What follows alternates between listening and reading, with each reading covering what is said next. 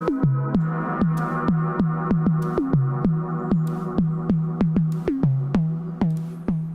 everyone, and welcome to something a little bit different today. Obviously the new patch notes dropped very recently, which I don't think a lot of people were expecting. Usually we see these patch notes dropped a fair bit later after a new set has come out, but still really interesting. Got a lot of changes. I'm going to talk through them today. I'm going to give you my opinion, which doesn't really matter for too much, but still going to talk a little bit about it and mostly just go through what we think these changes mean. So without further ado, got Little Scale going on in the background. Hope you enjoy the tunes. Let's go through these patch notes. So I'm going to read through some of the extra little tidbits that Blizzard have added in there. I always find that can really help you get a little bit of an understanding. Either we can take what they're saying as face value, or we can kind of read a little bit between the lines on this one. So update scheduled for December 19th, which is today. The patch has dropped already, so the games we'll be playing today will be on this new patch. Expect to see a very different metagame out there. Developers note this balance update is focused on improving the long-term health of both standard and wild. We've opted to make these changes earlier in the expansion cycle than we normally consider. We'd like to hear your feedback on the timing of this update, in addition to what you think of all the individual card changes. So, I'm not too sure why they would make changes so early into the cycle.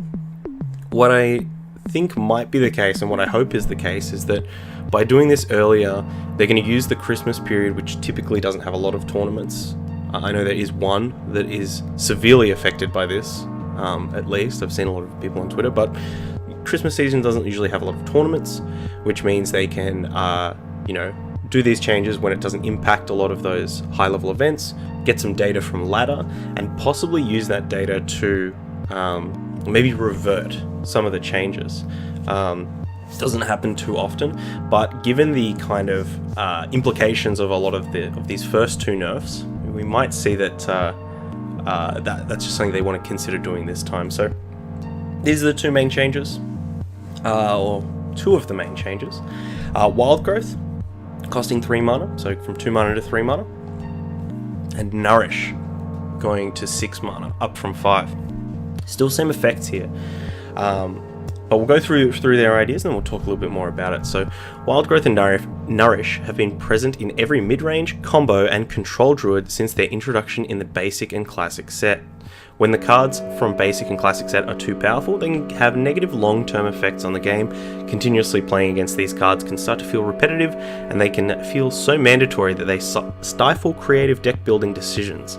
By increasing the mana cost of both cards by 1, we expect them to be considerations in late-game control druid decks, but more difficult to fit in strategies that don't directly take advantage of ramping mana. Bunny, Daedric, I see you in the chat. What's going on? Let me know what you think of these changes. So these are the two big changes. I guess this is Blizzard coming out and saying that, look, mana ramp is too powerful in general, or at least the mana ramp that is out there is too strong. It comes out too quickly, and the statement that they made there about these cards being in every druid deck, 100% true. For a long time, I thought that the problem card was actually Ultimate Infestation. That you can have all the ramp in the world, but if it costs you all the cards in your hand, that's fine. But Ultimate Infestation, took over and allows you to restock your hand, has an immediate impact on board, and for a long time that's what I thought the problem card was. But then, we're seeing Taunt Druid decks that don't even play Ultimate Infestation, and Taunt Druid was a massive part of the metagame. So I think that it is probably correct that the ramp cards, particularly Nourish, are the problem cards. But this is a big change in philosophy. Mana ramp is integral to the druid strategy. So that's why I think that they're doing the changes now, is to get data on this, see if this completely ruins druid as a whole, which it probably won't, and kind of take it from there. Maybe it's the case where Wild Growth at 2 is fine, but Nourish at 5 is the problem, or vice versa. So I'm excited to play in a relatively in a less druid heavy metagame. That being said, I think a lot of these changes were kind of called upon the last 2 expansions, and nothing ever happened. So it's kind of odd that we're getting these Druid changes now, as Druid is kind of not the focus of a lot of people's ire. It's a lot of people complain about Hunter. But that being said, there are some other decks on this list or some other decks that have been hit by some of these nerfs that were also big offenders. So let's keep going through. Level Up will cost 6 mana, up from 5. So Odd Paladin can't even play the card anymore. But also, in general, costing more mana means less of a big tempo play in that early game.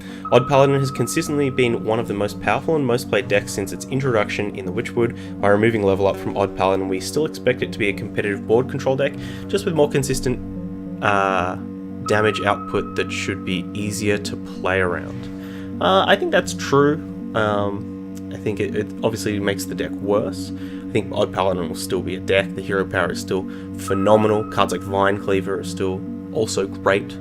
The one concern here is that, nerfing aggressive decks is often a bit risky because they're often seen as either the measuring stick or the deck to beat. Basically, it's kind of like when you go onto a roller coaster and it says you must be this tall to ride. When you want to play Hearthstone, you have to be this fast, or you're going to die to every Odd Paladin deck. It's just the measuring stick of aggro. It forces people to actually have to play an early game, and I guess that's kind of what the Druid thing, what they're going for there, is that you don't really have to play an early game if you can skip it by ramping mana up. So that's my one kind of concern. The other concern, I think, is that a lot of the Odd Paladin win rate stuff is often pushed up by Odd Paladin being an aggressive deck and also a pretty budget deck.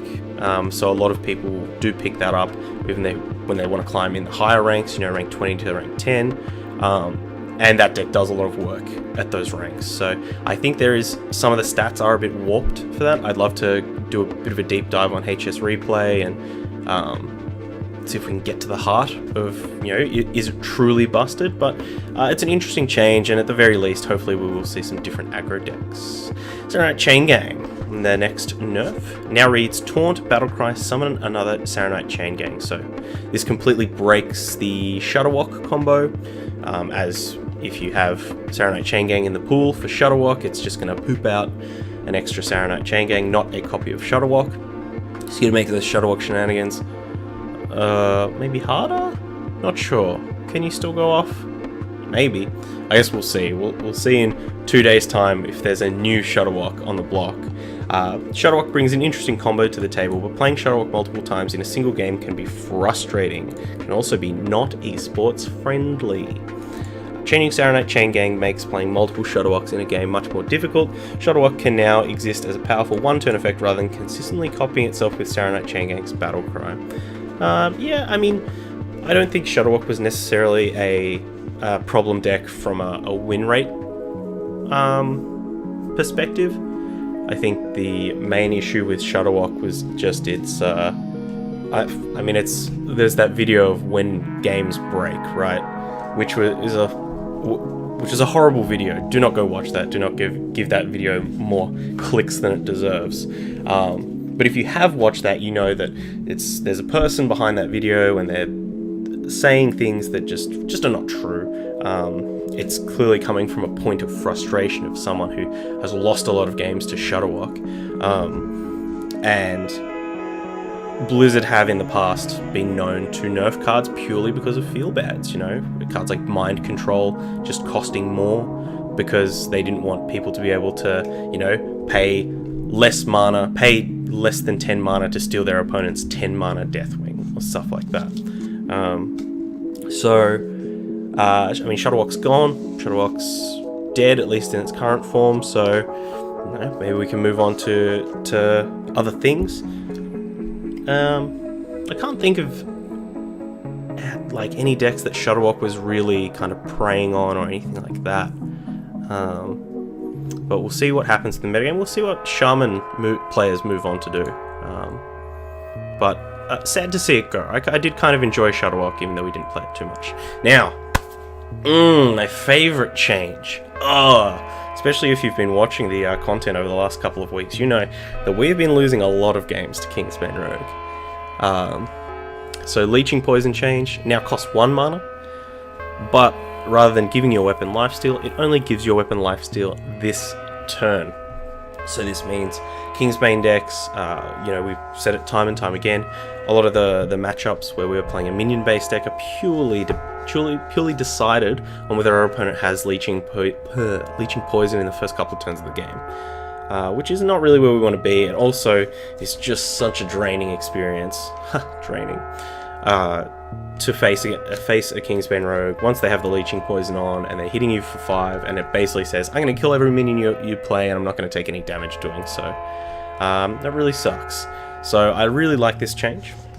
We love the fantasy of building a powerful weapon over the course of a game with Kingsbane, but granting it a permanent lifesteal effect with Leeching Poison results in an endgame with few weaknesses. Very true. As well as conflicting with our philosophy that rogues should not have persistent self-healing effects. Very true. Making the lifesteal effect only active for 1 turn should address some of the power level issues with Kingsbane Rogue's late game. So, yeah, I really like this change. I do think that Kingsbane Rogue was becoming a bit of a problem deck. The one thing that I will say is that a lot of these changes come at a very uncommon time. Like, most of the time, if we're at the last set of a cycle, the next set that comes out is going to rotate out a whole bunch of cards, including Leeching Poison, including Saronite Chain Gang, including Level Up. All of these cards rotate out next expansion, and usually, we've seen Blizzard in the past say that, we're not going to be, we considered nerfing this card, but we're not going to because it's only going to be around for the next 3 months, right? So this maybe tells you that they've had a bit of a change in philosophy. And look, maybe that change in philosophy also includes wanting to go back and unnerf cards. Something like that. So, look, I'm really happy with the changes. Mostly the Kingsbane change and the Druid change. I'm excited to play in this new metagame. Hopefully it's going to open up even more. I think already the game was pretty open. The meta was pretty open at the moment, but this hopefully can only be good. We'll see. We'll see if anything busted crops up. Anyway, hope you enjoyed that. Hopefully you enjoy the changes. If you don't, or if you do, let me know in the comments section below if you're watching on YouTube. Is there a deck that you're excited to play now? Is there a deck that you're excited to never have to play against again? I know, particularly in my YouTube comments, I get a lot of those Odd Paladin haters. I get a lot of Kingsbane haters as well. People not enjoying playing against those decks, so I'm sure there'll be much rejoicing. Anyway, thanks for watching. My name's Tommy Wave. Links in the description as always. Stay safe, stay wavy, eat the rich, enjoy that dust. Ooh.